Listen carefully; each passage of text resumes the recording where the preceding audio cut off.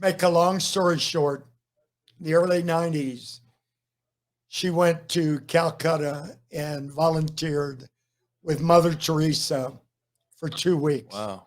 Saw her twice a day and worked in the house of dying, worked in the house of orphans.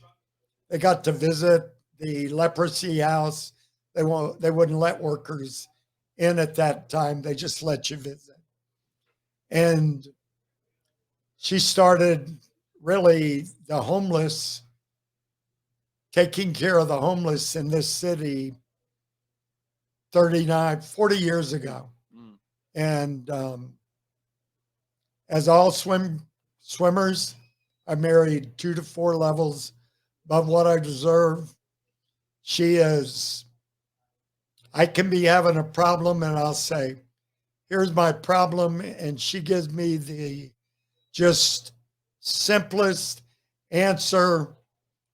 Go talk to him about it, or quit worrying about it. Call him now. Right. And see if that's what's happening. Because she knows when I worry, I don't sleep. But she has been a phenomenal strength, still is. Has it been a challenge for you to balance excellence here and a relationship for 57 years with your wife? How is that? How have you managed to do that? As well, either I or she maybe put the family first. It was a combination of that at different times. I get wrapped up. Back in the old days, you had to make recruiting calls from school. And if I was at school making recruiting calls and I didn't get to put the girls to bed, I showed up at their lunch the next day in elementary school. Right. And eat lunch with them. But I'm a great storyteller. And I used to tell them stories at night about 2 Indian girls. Being in Texas, that was easy to do. And they were all the heroes of every story. So for some reason, I picked that right direction.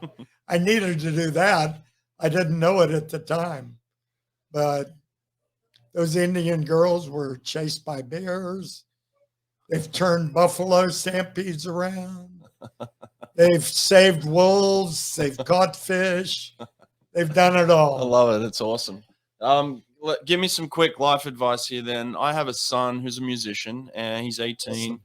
He's got a lot of potential, and I don't know if he sees the type of potential. We look at people sometimes and we see limitless potential. And I want him to maximize it in a way. So when you have an athlete like that who doesn't necessarily see the limitless potential they have, how do you connect with that kid to pull out their potential? Well, a lot of times they're afraid to try because they might not make it. Right.